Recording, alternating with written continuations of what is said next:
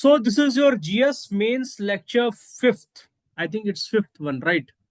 So आपके GS mains lecture fifth है, ठीक है, lecture fifth है। तो हम लोग अभी AP PCS Arunachal PCS target कर रहे हैं मेंस का, पर जो लोग यूपीएससी प्रीलिम्स का भी तैयारी कर रहे हैं या यूपीएससी की भी तैयारी कर रहे हैं, ये वीडियो उनके लिए भी है, ठीक है। क्योंकि ये पेड स्टूडेंट्स का ग्रुप है तो मैं एपीपीसीएस के लिए पढ़ा रहा हूं, पर it is also for those who are preparing for UPSC. तो पोवर्टी आपके सिलेबस में है, poverty is a part of syllabus. Poverty social reason से भी तो है ना, सोशल रीजन से भी है, ठीक है। It's a social problem, social problem. It's also a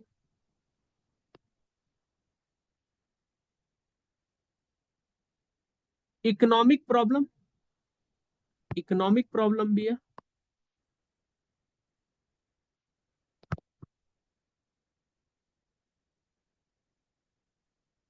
ठीक है।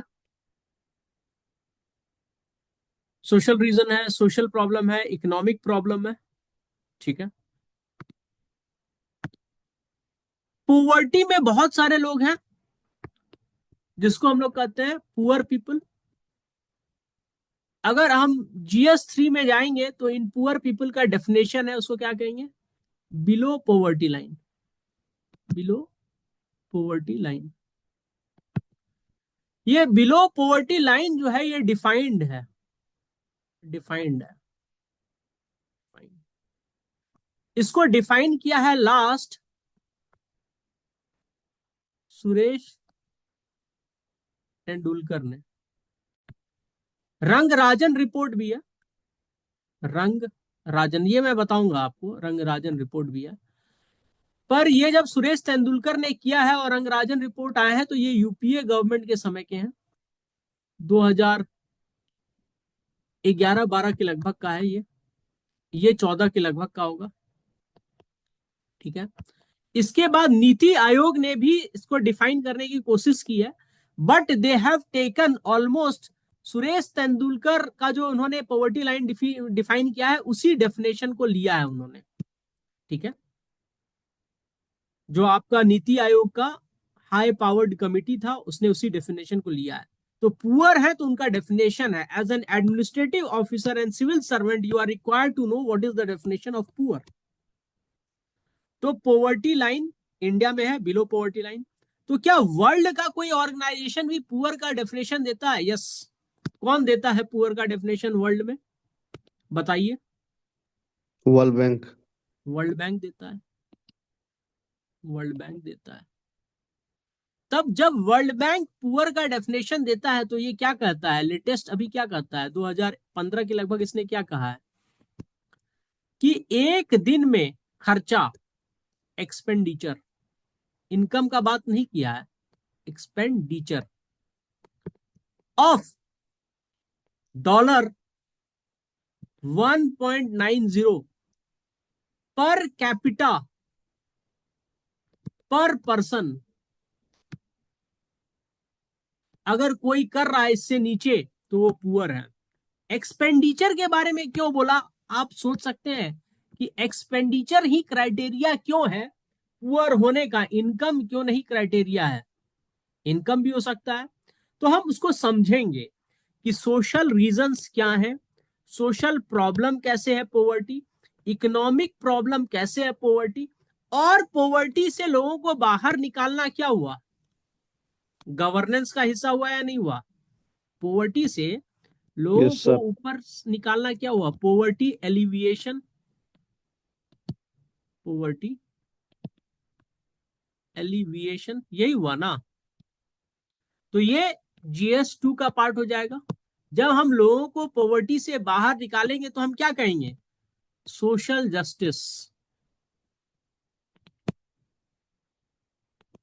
जब हम लोगों का रीजन पढ़ेंगे पॉवर्टी का, पॉवर्टी के कॉजेज, पॉवर्टी के सोशल इंप्लीकेशन, तो क्या हो जाएगा, सोशल इश्यूज। जब हम पॉवर्टी का इकोनॉमिक डायमेंशन पढ़ेंगे तो क्या हो जाएगा, GS3। हमारे पास समय नहीं है कि हम हर टॉपिक को सेग्रीगेट करके पढ़ें, ठीक है। हम टॉपिक को इंटीग्रेट करके पढ़ेंगे, तभी हम समझ पाएंगे इन टोटलिटी, और आपको एग्जाम निकालना है, ठीक है। तो पहला चीज, पोवर्टी का डेफिनेशन, ठीक है। poverty। तो as per world bank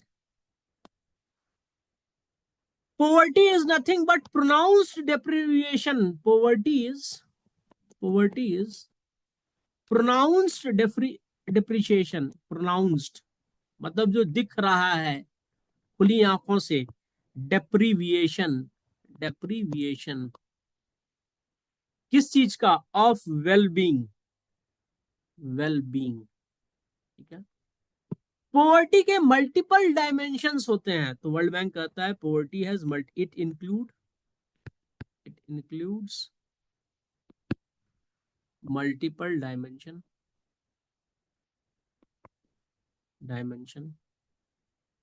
dimensions. तो क्या क्या है मल्टीपल डायमेंशन? पहला है लो इनकम, लो इनकम। दूसरा है inability to acquire basic goods and services.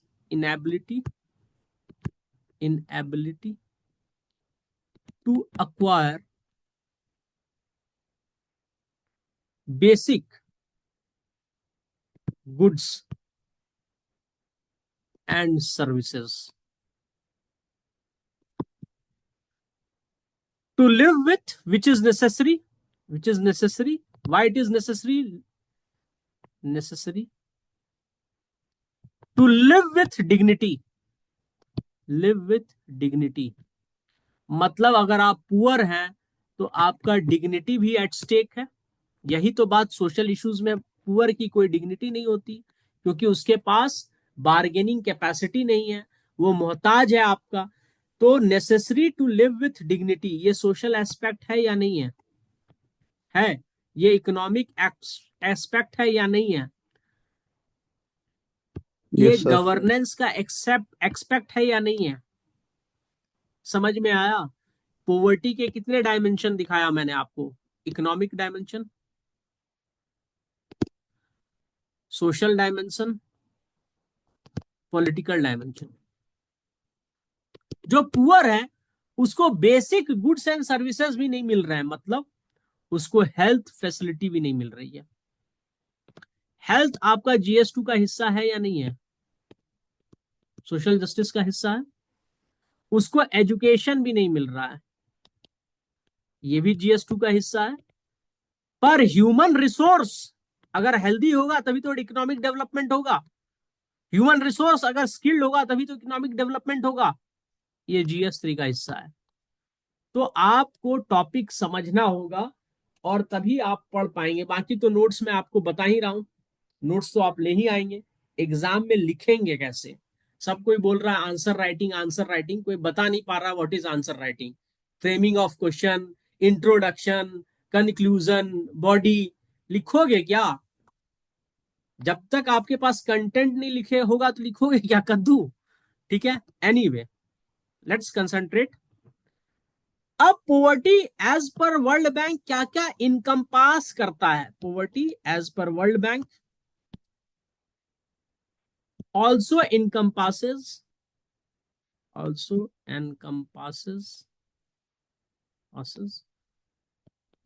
low level of health। भाई न्यूट्रिशन का कमी है तो हेल्थी तो होगा नहीं। न्यूट्रिशन का कमी है, न्यूट्रिशन कम है। जब लो लेवल ऑफ हेल्थ है तो मेंटल डेवलपमेंट भी नहीं होगा। जब मेंटल डेवलपमेंट नहीं होगा तो लो लेवल ऑफ एजुकेशन, ठीक है। ये तो सर्विस है, एजुकेशन भी नहीं मिला है। एक बात बताइए कि पॉवर्टी से आपको बाहर क्या निकाल सकता है? इनकम ही ना निकाल सकता है पॉवर्टी से बाहर, चोरी डकैती के अलावा, राइट। तो इनकम आपको कहां से आएगा? स्किल से आएगा। तो उसके लिए क्या चाहिए?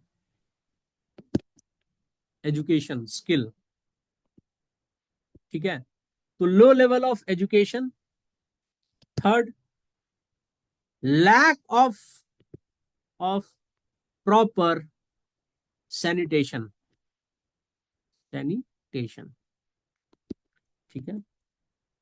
फोर्थ लैक ऑफ वॉइस, उनकी आवाज कोई नहीं सुनता है, पुलिस थाने में जाने के बाद कोई नहीं सुन रहा है, रिपोर्टिंग हो रही है, ठीक है।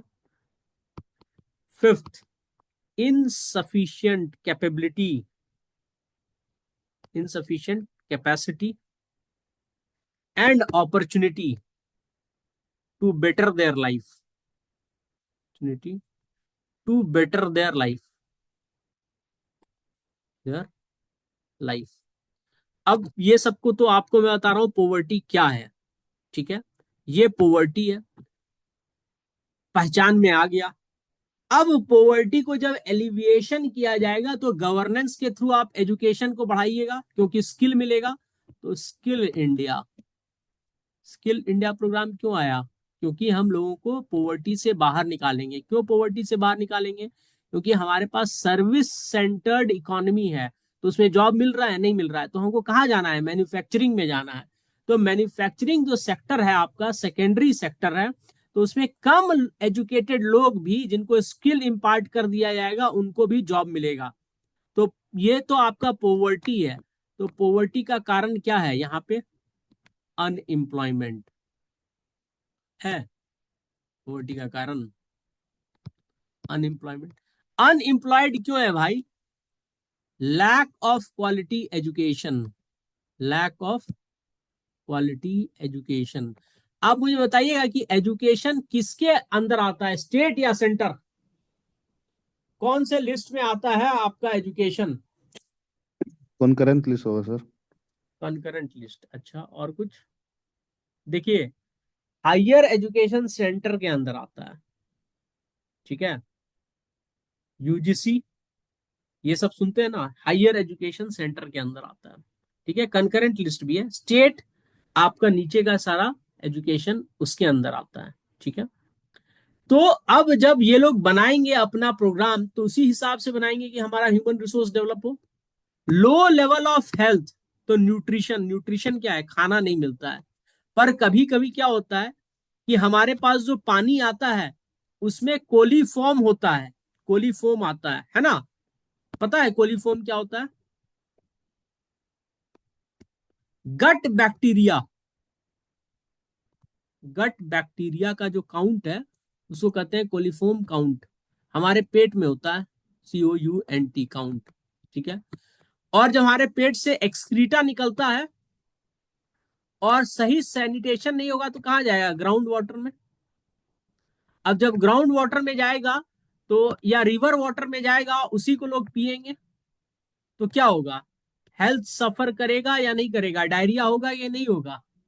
तो coliform count of reverse of pounds is also an example of how healthy the water is.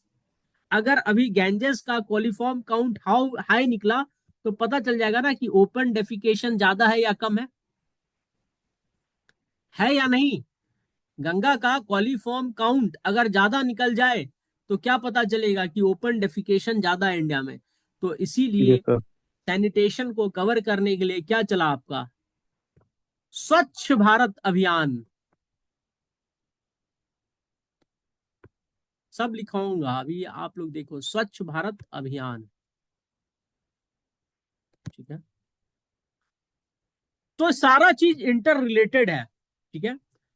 तो वर्ल्ड बैंक क्या बोलता है? Poverty also encompasses low level of health, low level of education, lack of proper sanitation, lack of voice, insufficient capacity and opportunity for better life. अब opportunity की बात करते हैं। Opportunity कैसे ज्यादा होगा? जब गवर्नमेंट के पास एक्स्ट्रा पैसा आएगा। एक्स्ट्रा पैसा कैसे आएगा? जब जीडीपी ग्रोथ होगा। ग्रोथ रेट सब कोई बोलता है। Those who even don't know the definition of growth rate they will talk about growth rate. So what is growth rate? The rate at which GDP is growing, ठीक है।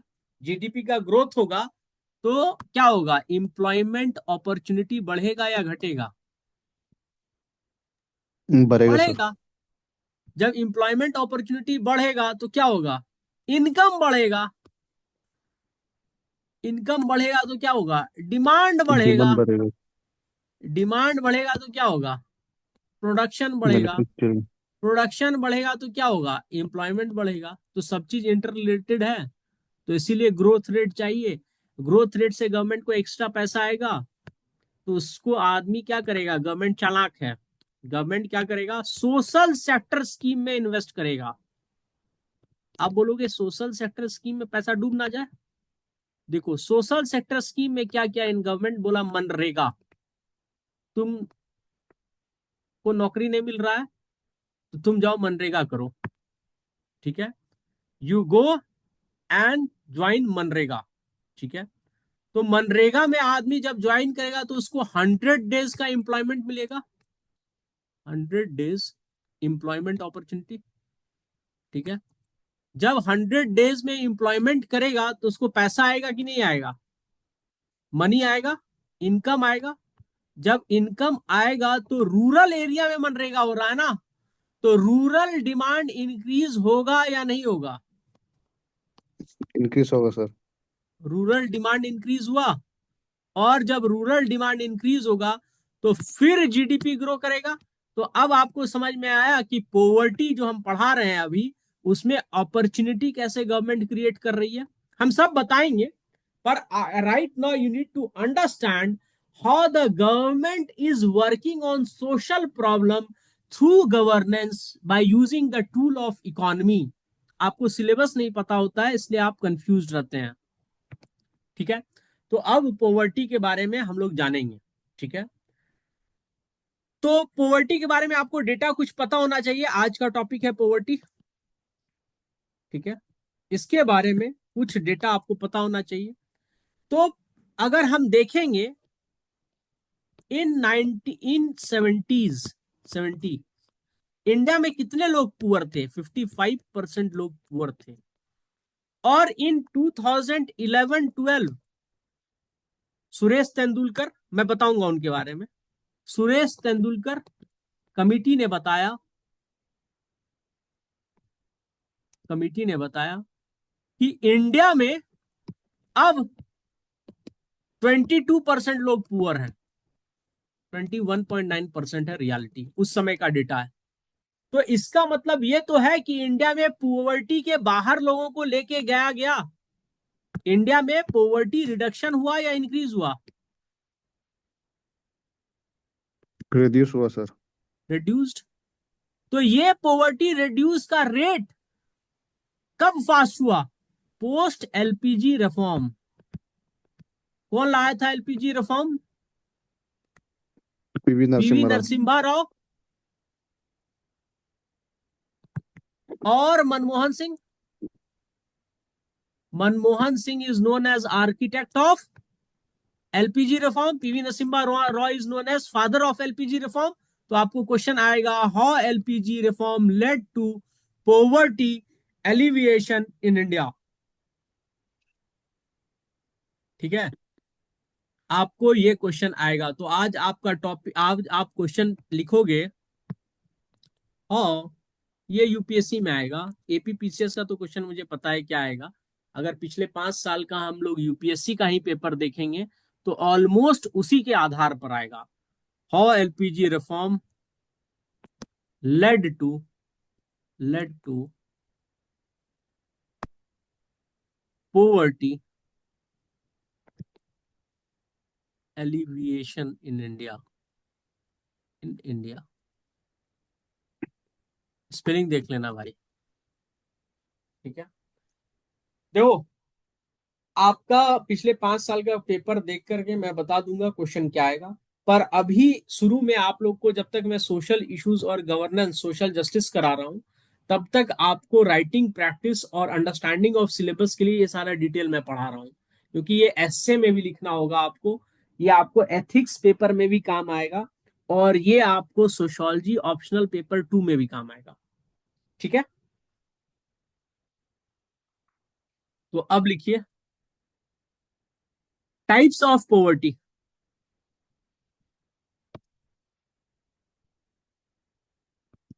Types of poverty. Poverty का type क्या है? ठीक है, poverty का type क्या क्या है, लिखिए। Number 1, absolute poor, absolute poverty, absolute poverty, types of poverty. Absolute poverty है, तो एब्सोल्यूट पॉवर्टी क्या होता है? It is an extreme form of, it is an extreme form of poverty. ठीक है, a condition where, a condition where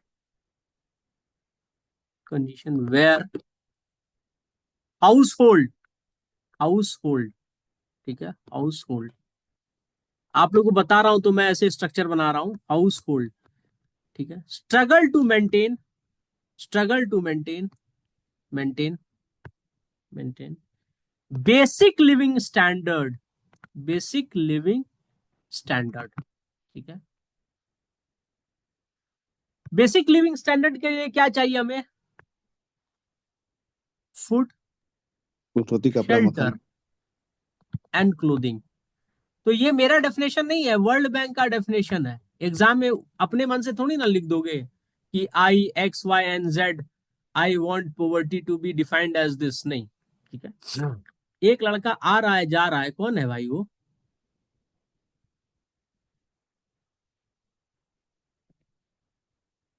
तो ये आपका बेसिक स्टैंडर्ड क्या है, बेसिक लिविंग स्टैंडर्ड क्या है? Food, shelter and clothing. ठीक है,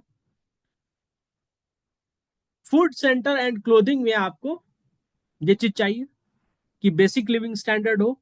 तो जो एब्सोल्यूट पुअर होता है ना, उसके पास फूड भी नहीं होगा, शेल्टर भी नहीं होगा, क्लोथिंग भी नहीं होगा, तो इसमें इन्फेंट मोर्टालिटी रेट हाई होगा या कम होगा? Infant mortality rate will be high high और होगा लो? सर।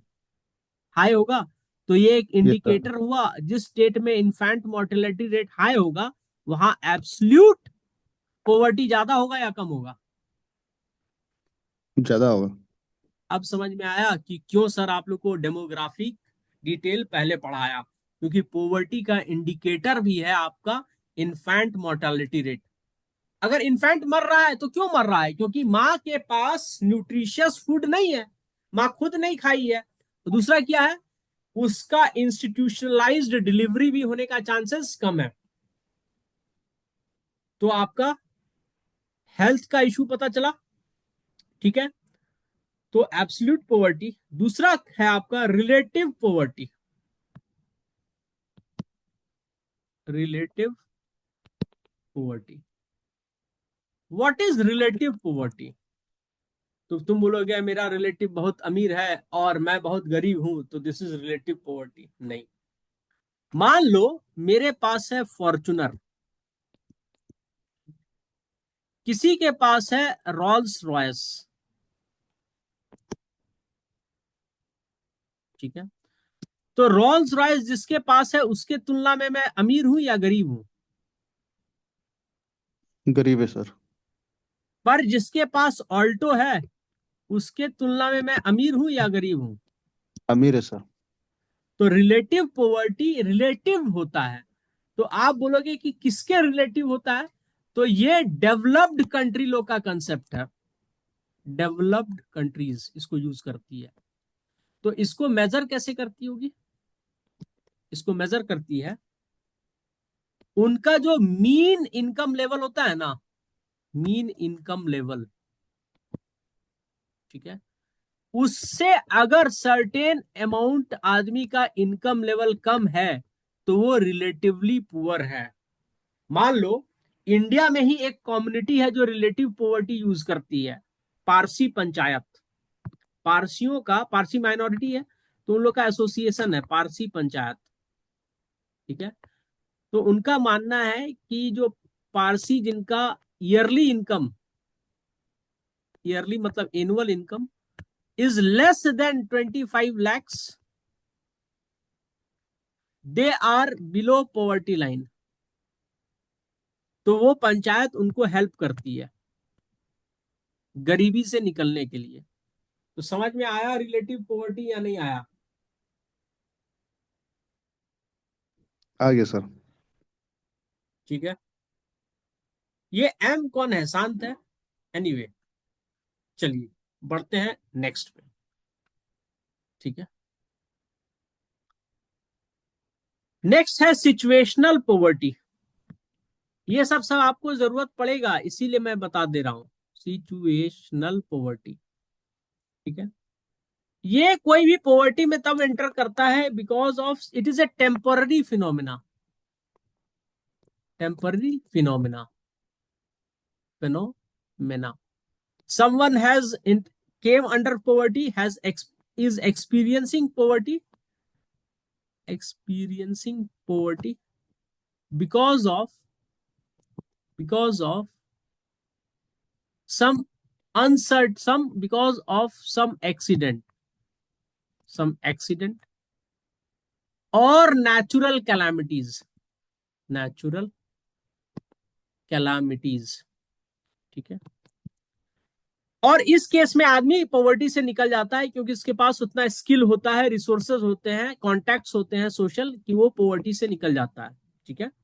इट्स टेम्पररी, आदमी इससे बाहर निकल जाता है। ठीक है।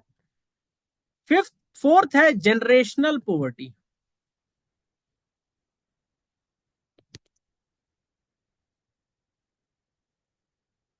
हम लोग सुनते हैं ना, पैसा पैसे को खींचता है।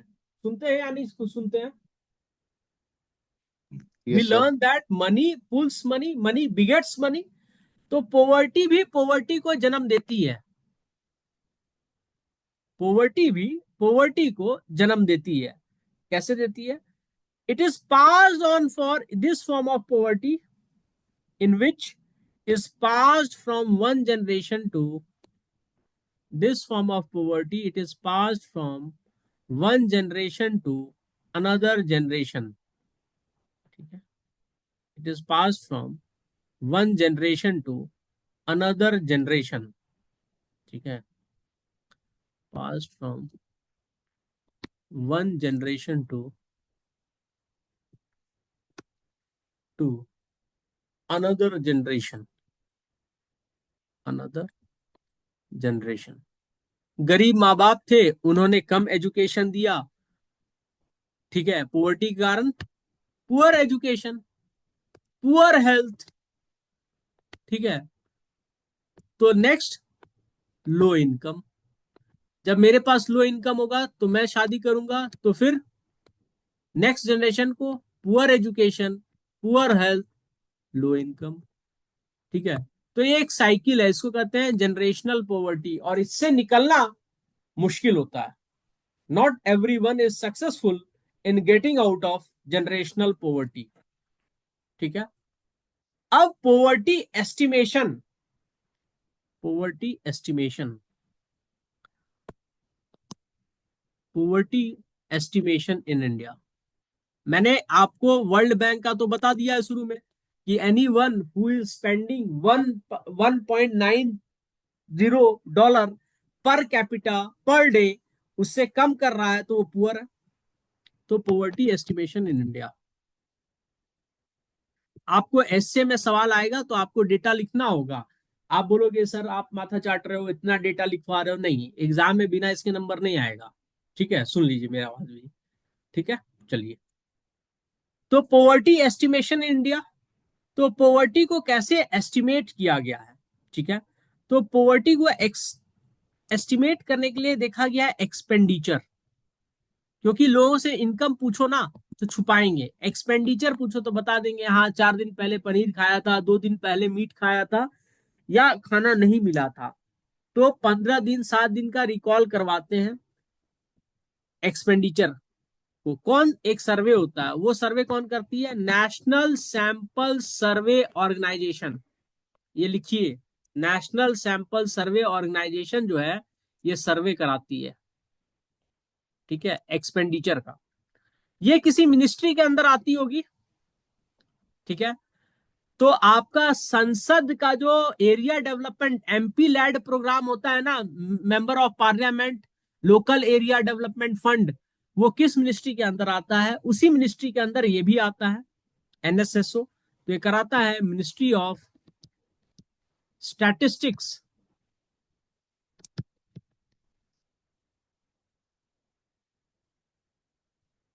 And programme implementation.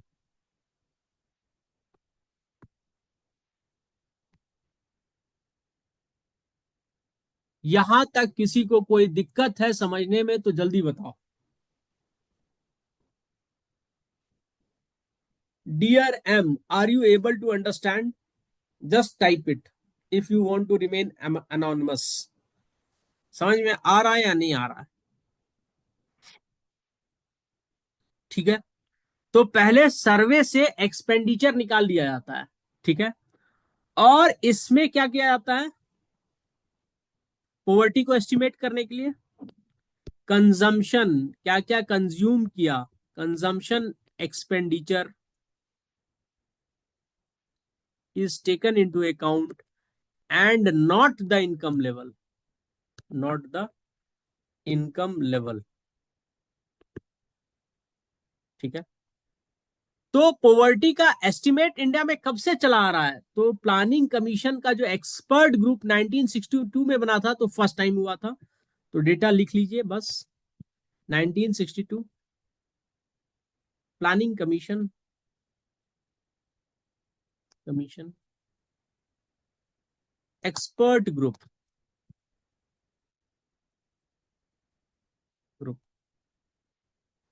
इसके अनुसार पॉवर्टी लाइन का डेफिनेशन क्या था? रूरल इंडिया,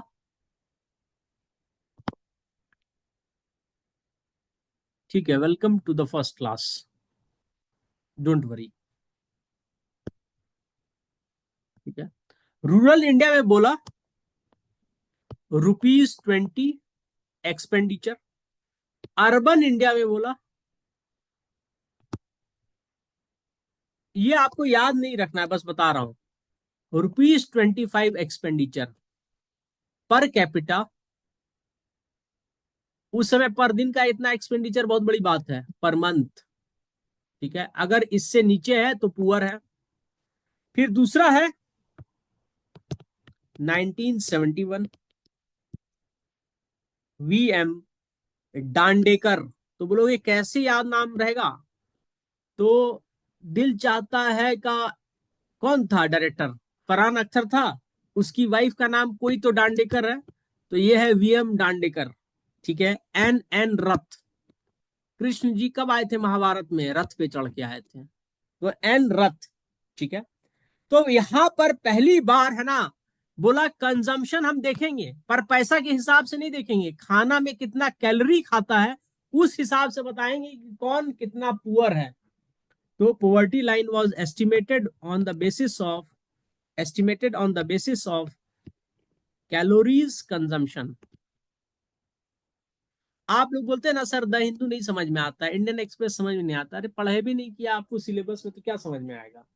ठीक है, poverty line is estimated on the basis of consumption, calories consumption. तो क्या बोला? तो बोला अर्बन और रूरल हर जहां 2250 कैलोरीज अगर एक दिन में खा पा रहा है, ठीक है, पर डे, पर कैपिटा, और उससे नीचे गया तो पुअर है। कहानी यहीं पे खत्म कर दिया। आप सबसे एक सवाल है, सब कोई पार्टिसिपेट कीजिए, कि आपका कैलोरीज कंजम्पशन रूरल एरिया में ज्यादा होगा या अर्बन एरिया में? रिक्वायरमेंट बताइएगा कि कैलोरीज का कंजम्पशन कहाँ ज्यादा होना चाहिए, रूरल आदमी को ज्यादा खाना चाहिए या अर्बन एरिया को ज्यादा खाना चाहिए?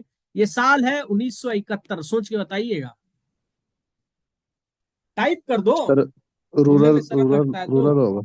हाँ, ये बस्ती वाला होगा rural.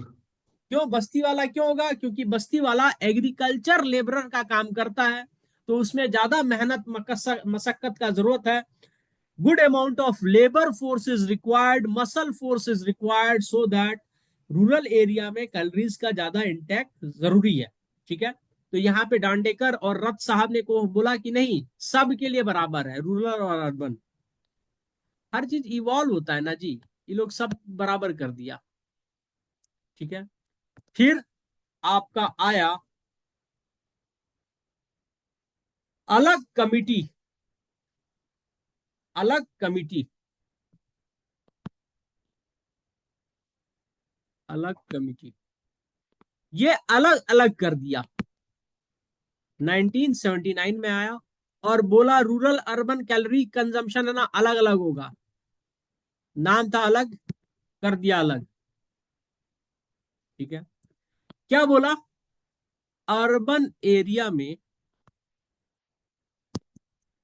2100 kilo calorie per day per capita. ठीक है, रूरल एरिया में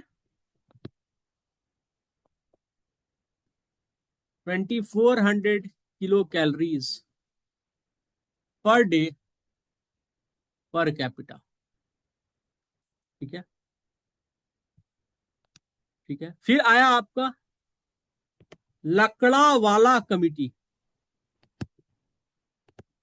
आपको ये सब याद नहीं करना है, मैं पहले आपको बता रहा हूं, आपको जो याद करना होगा मैं बताऊंगा, इसके बाद से याद करना होगा। एलपीजी रिफॉर्म हो चुका था।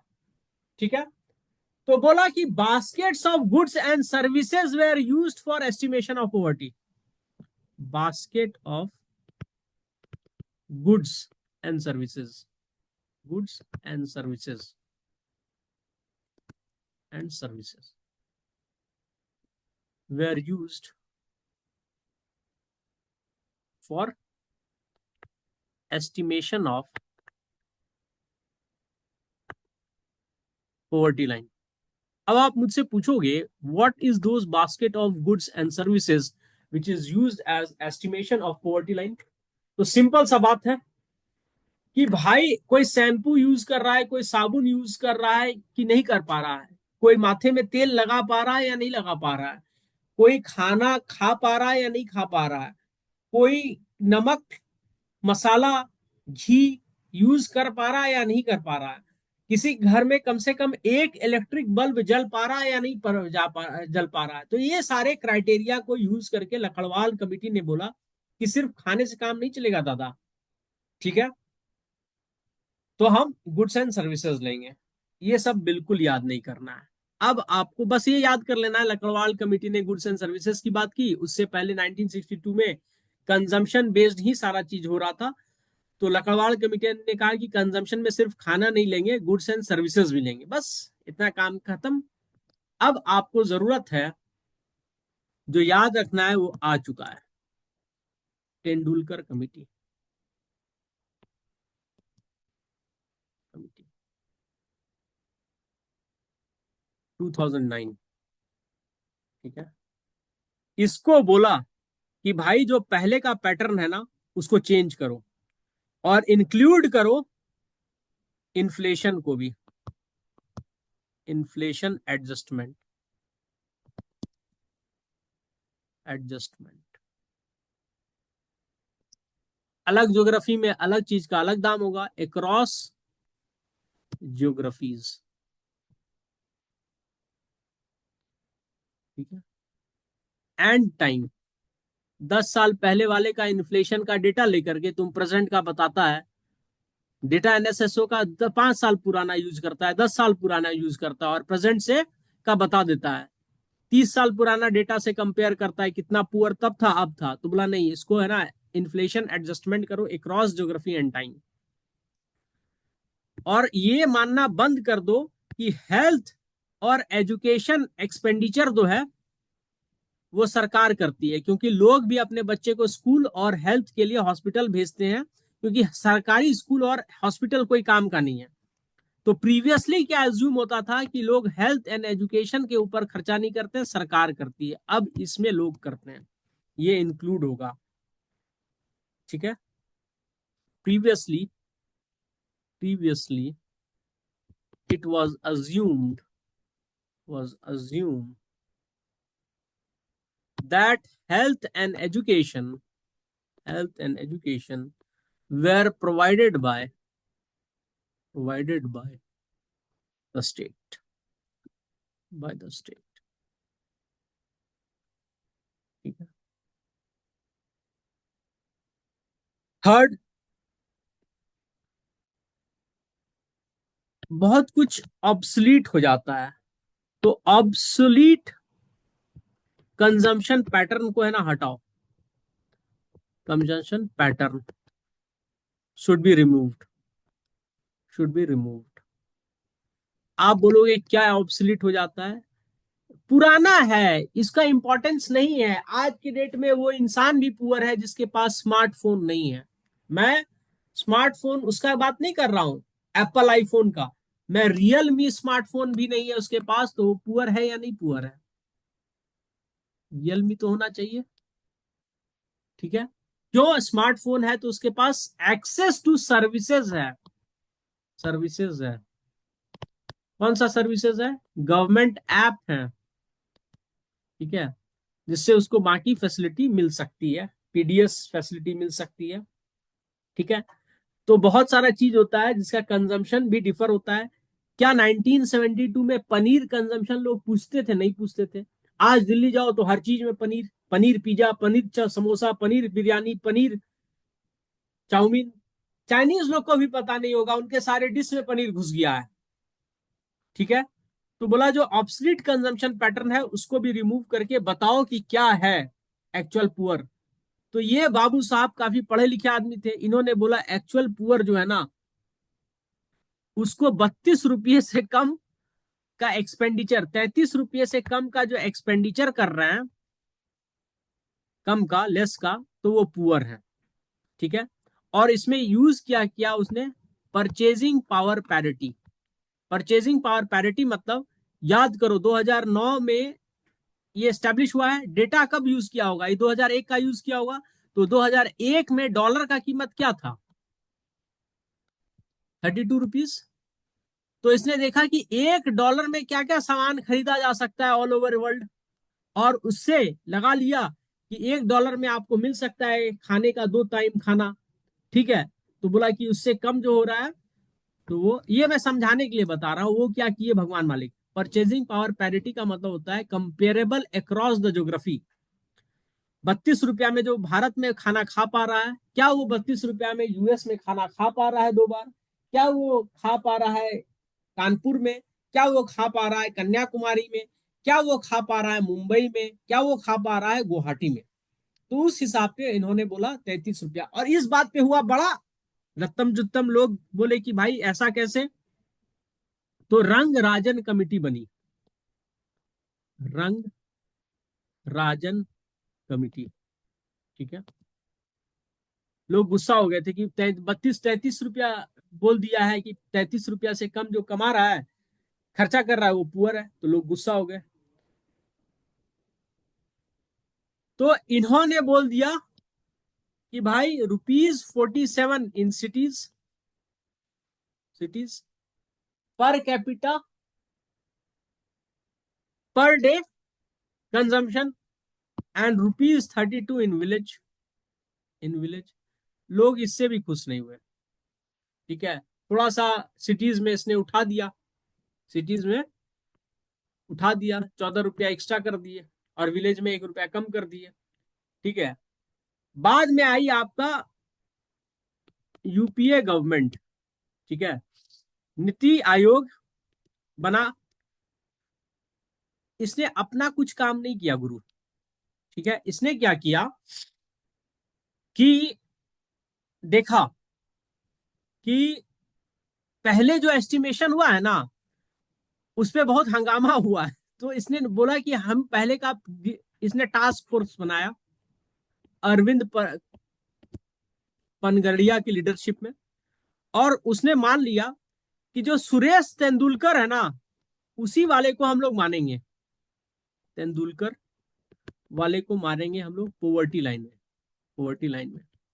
तो उसका मतलब क्या है? कितना पॉपुलेशन हमारा पुअर है? 21.9% पुअर है, मतलब 22% बिलो पोवर्टी लाइन है।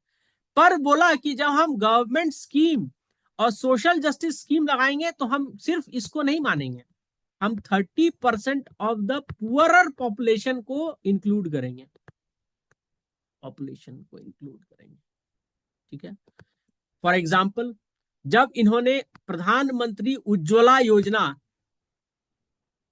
उज्ज्वला योजना योजना लगाया, तो इसने फ्री एलपीजी दिया connection for women to every household based on socio economic caste census data. BPL वाला कंसेप्ट नहीं लगाया, और गांव गांव में एलपीजी कनेक्शन दे दिया। बाद में इसको भी इंप्रूव किया है प्रधानमंत्री उज्ज्वला योजना। क्यों दिया एलपीजी कनेक्शन? कि औरत को जाना होता था फायरवुड कलेक्ट करने, दूसरा फायरवुड से औरत जब किचन में खाना बनाती थी तो क्लीन एनर्जी नहीं होता था, तो टीबी का प्रॉब्लम होता था। टीबी के प्रॉब्लम से औरत को क्या होता था, आउट ऑफ पॉकेट एक्सपेंडिचर और गरीबी आती थी। जेब से ज्यादा पैसा खर्चा होगा ना टीबी के लिए, हेल्थ के लिए, हेल्थ एक्सपेंडिचर, तो उसके लिए आदमी क्या करेगा, लोन लेगा। गांव में क्रेडिट इंटरेस्ट बहुत ज्यादा है, तो आदमी पुअर हो जाएगा। ठीक है,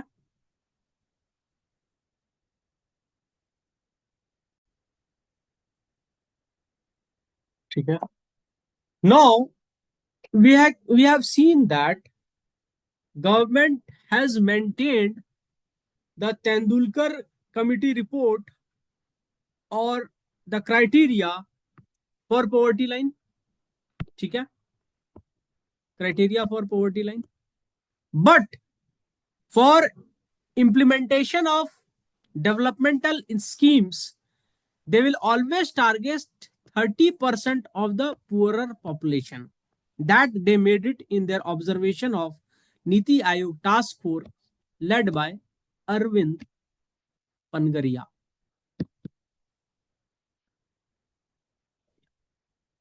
ठीक है, इसीलिए आपको सिर्फ क्या याद रखना है, तेंदुलकर 1962 वाला रखना है, अलग कमीशन का रखना है याद, कमिटी का।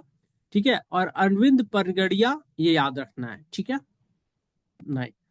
अब causes of poverty in India क्या है, causes of poverty in India?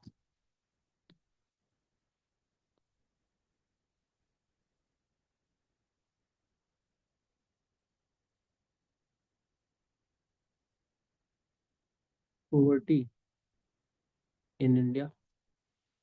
What is the cause of poverty in India? ठीक है, नंबर 1, पॉपुलेशन एक्सप्लोजन। हमारे यहाँ पॉपुलेशन एनुअली है ना 2.2% पर ईयर बढ़ी है इन लास्ट 50 years। ठीक है, that means annually there was an addition of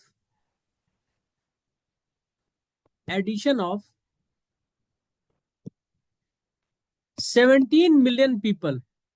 ठीक है, अब जब 17 मिलियन पीपल हर साल एडिशन होगा तो क्या होगा,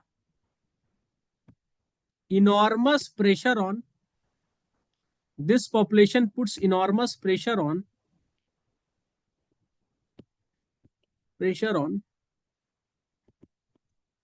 health, education and other infrastructure structure। It also increases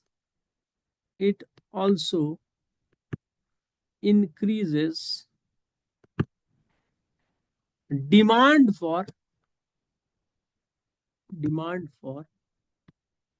consumable goods। आप लोग इन्फ्लेशन का नाम सुने हैं, महंगाई डायन खाए यस जाते सर। हैं। तो इन्फ्लेशन कैसे होता है, दो तरीके से होता है।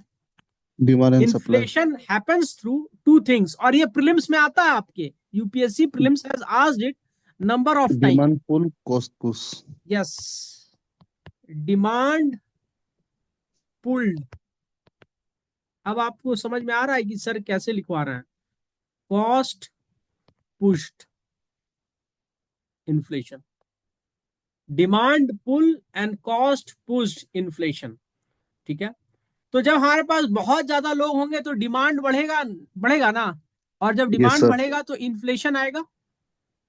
Yes sir. ठीक है, और जब इन्फ्लेशन आएगा चीजों में तो इससे गरीबी भी आती है। ठीक है, बहुत महंगा होगा कोई भी चीज तो रॉ मटेरियल का दाम ऊपर जाएगा या नीचे जाएगा? ऊपर जाएगा सर। लेबर चार्ज ऊपर जाएगा या नीचे जाएगा? लेबर को भी तो खाना महंगा खाना पड़ रहा है तो लेबर चार्ज भी ऊपर जाएगा। तो कोई इन्वेस्टमेंट होगा, डेवलपमेंटल एक्टिविटीज होगी, नहीं होगी। जब डेवलपमेंटल एक्टिविटीज नहीं होगी तो लोगों को एम्प्लॉयमेंट नहीं मिलेगा, जब एम्प्लॉयमेंट नहीं मिलेगा तो लोगों को इनकम नहीं मिलेगा, और जब इनकम नहीं मिलेगा तो लोगों के पास पैसा नहीं होगा, जब पैसा नहीं होगा लोगों के पास तो लोग भूखे मरेंगे, पुअरर एक्सपेंडिचर होंगे। नहीं होगा। राइट। दूसरा, लो एग्रीकल्चरल प्रोडक्टिविटी, लो एग्रीकल्चर एग्रीकल्चरल प्रोडक्टिविटी, प्रोडक्टिविटी। ठीक है,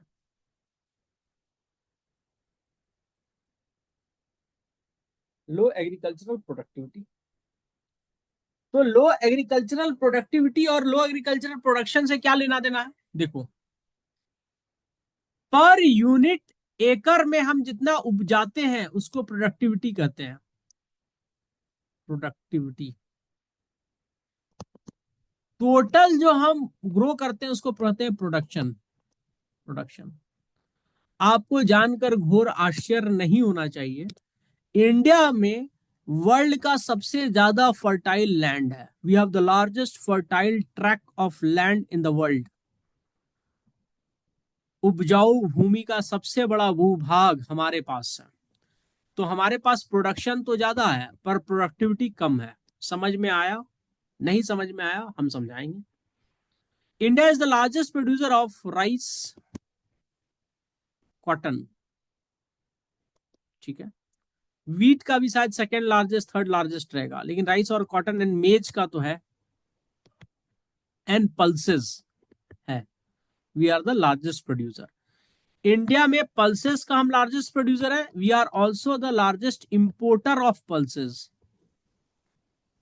प्रोड्यूसर तो है पर हमारे यहाँ डिमांड ज्यादा है तो इंपोर्ट करना पड़ता है फॉरेन कंट्रीज से।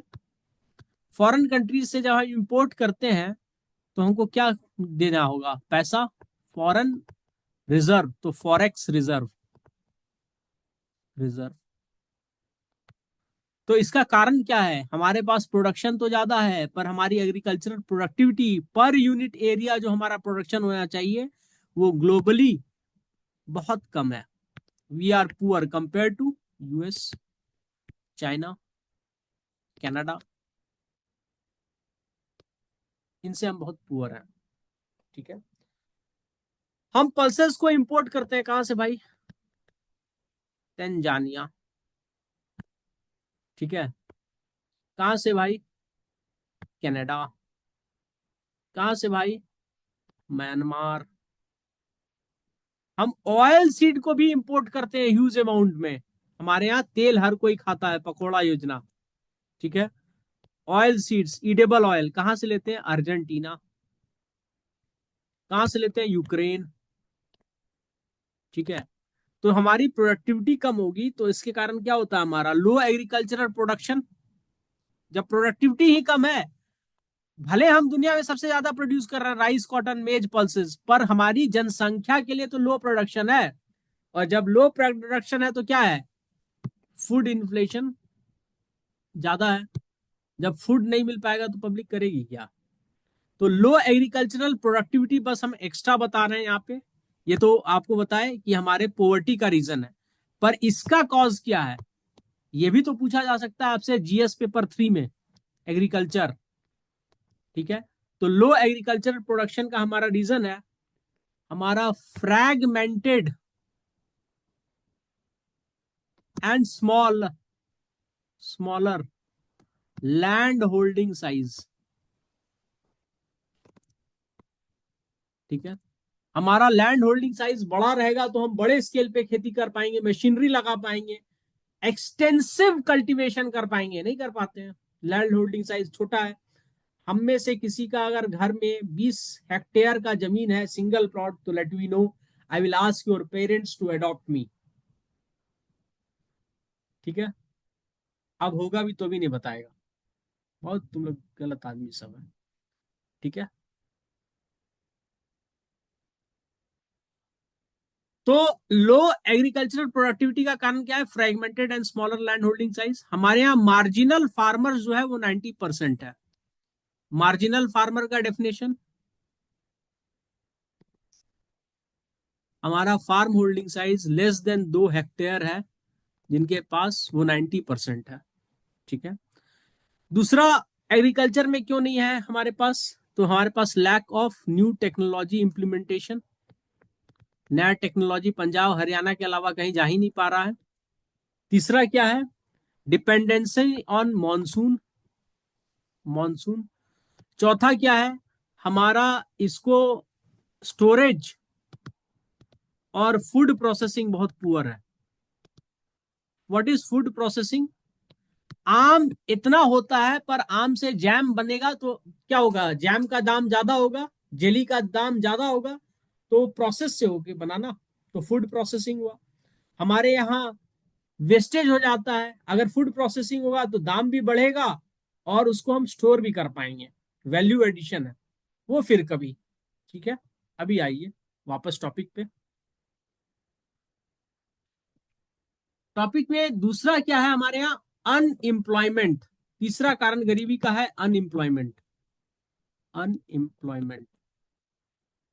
तो हमारे यहाँ लोग अनएम्प्लॉयमेंट है और बोल रहा है जीडीपी बढ़ रहा है, जीडीपी बढ़ रहा है, तो how come we are having so much large number of unemployment? देखो, अभी वर्तमान में we have the highest rate of unemployment in India. ठीक है। But GDP is growing. तो GDP growth is fuelled by, is fuelled bye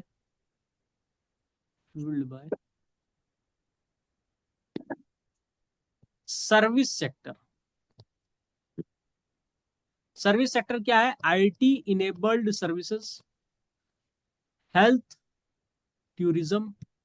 बहुत लोग आते हैं दिल्ली में, चेन्नई में, अहमदाबाद में बाहर से अपना हेल्थ का कराने के लिए।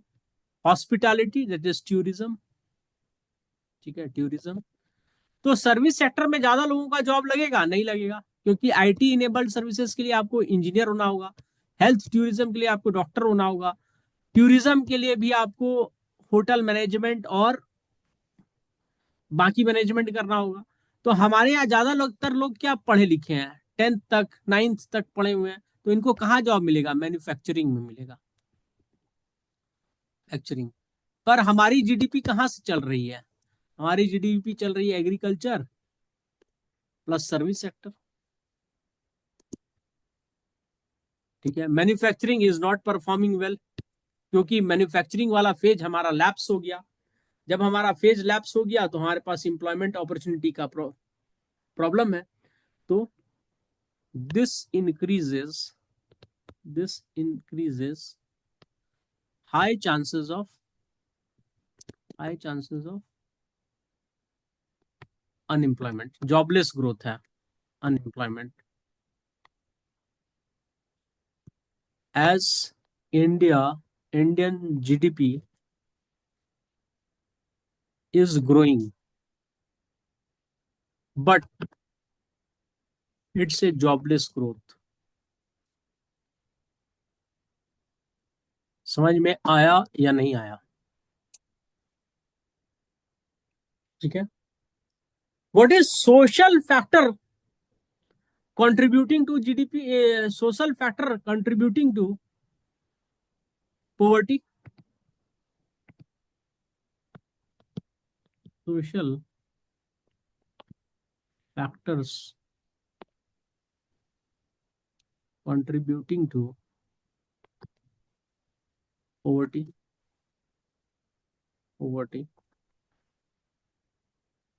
तो ड्यू टू कास्ट सिस्टम, ये तो आपको सोशियोलॉजी में बताऊंगा मैं। People are people are forced to take profession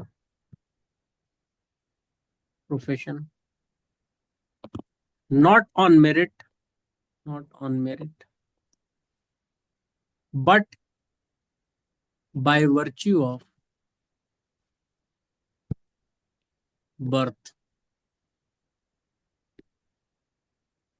birth, ठीक है। दूसरा क्या प्रॉब्लम हो रहा है?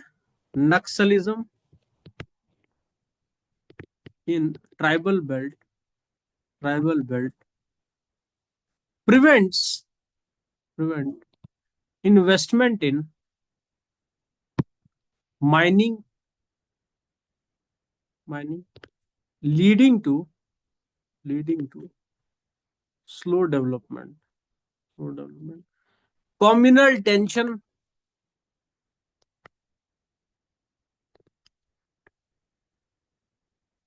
ethnic violence, violence. Example: Kashmir suffered. Kashmir's tourism industry suffered,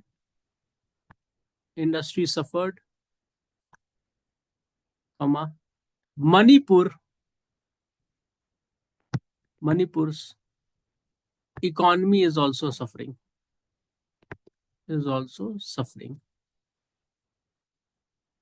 ठीक है, ये हो गया। समझ में आया यहां तक? Yes sir.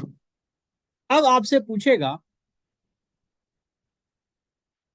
Globalisation and poverty.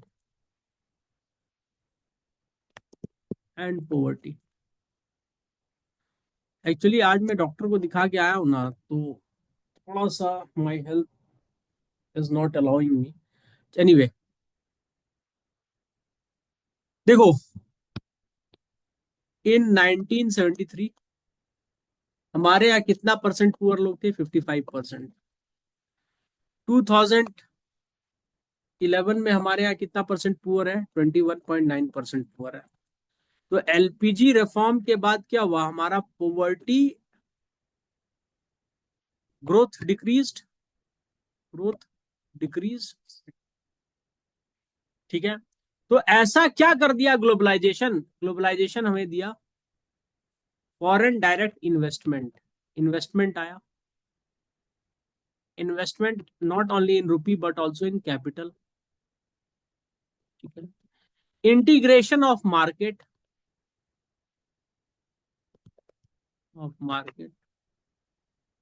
led to led to increased export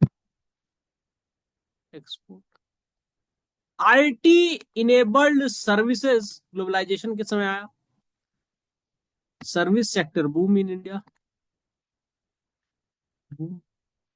created investment. All these led to capital flow. ठीक है, इसकी वजह से क्या हुआ हमारा? This led to increased this led to this led to increased GDP growth. GDP growth, ठीक है। और जब जीडीपी ग्रोथ के से हमें जीडीपी ग्रोथ बहुत ज्यादा हुआ 2004 to 2014, we clocked 8% of GDP. तो गवर्नमेंट के जहां पास जब पैसा आता है तो गवर्नमेंट क्या करता है?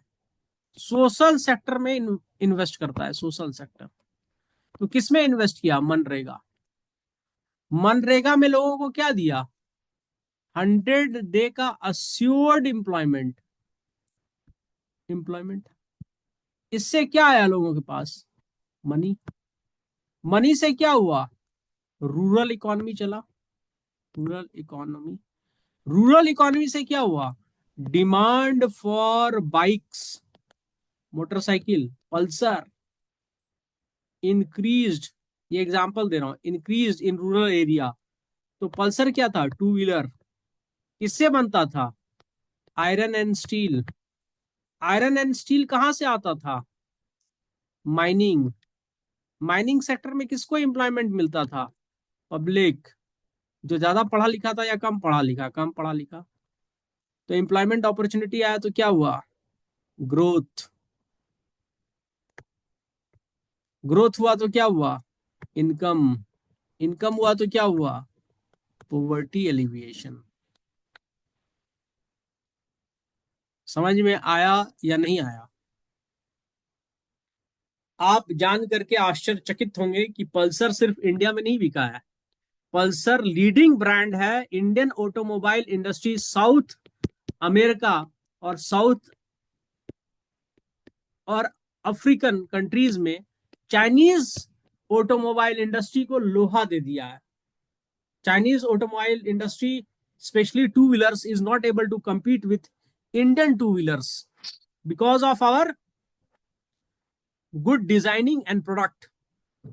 तो ग्लोबलाइजेशन कैसे गरीबी दूर करता है उसका एग्जाम्पल मैंने आपको बता दिया। आपको एग्जाम में ऐसे आ सकता है, how does globalisation and poverty, ये एक ऐसे आ सकता है। तो इतना तो डेटा मैंने दे दिया आपको। स्टार्ट ही कीजिएगा आप इससे कि कैसे पॉवर्टी का परसेंटेज इंडिया में चेंज हुआ है एलपीजी से। आपसे दूसरा क्वेश्चन पूछा जा सकता है जीएस पेपर 1 में, ग्लोबलाइजेशन एंड पॉवर्टी। तो उसमें आप ज्योग्राफी की बात कीजिएगा, हिस्ट्री की बात कीजिएगा, सोशल इश्यूज की बात कीजिएगा। जीएस पेपर 2 में इंटरनेशनल रिलेशन और एक्सटर्नल सेक्टर्स की बात कीजिएगा। जीएस पेपर 3 में आप फिर एक्सटर्नल सेक्टर में एक्सपोर्ट इंपोर्ट की बात कीजिएगा और ग्लोबल इकोनॉमी के इंटीग्रेशन की बात कीजिएगा। ठीक है। कल हम आपको बताएंगे मल्टी डायमेंशनल पॉवर्टी इंडेक्स, जो दो लोग निकाले हैं। एक तो है आपका United Nation Development Programme plus Oxford Poverty Human Development Initiative, HDI। ठीक है। दूसरा निकला है नीति आयोग, ये तो ग्लोबल है, दूसरा नीति आयोग ने भी निकाला है। ठीक है। आयोग। फिर हम आपको बताएंगे government schemes related to poverty alleviation. जो आप लोग बार बार बोलते हैं ना प्रीलिम्स में, सर गवर्नमेंट स्कीम पूछ लिया यूपीएससी में, क्यों पूछा समझोगे। So with this I will conclude the class. Tomorrow we will have class for sociology, early morning 8 a.m. to 10 a.m. Then we will have class for GS paper 4:30 to 6:30। ठीक है। और फिर अगर सोशोलॉजी हो पाएगा या कुछ और जीएस का मैं एक्स्ट्रा पढ़ा पाऊंगा तो पढ़ा दूंगा। ठीक है। I will make your days count. लेकिन अभी जाने से पहले आपको एक होमवर्क दूंगा।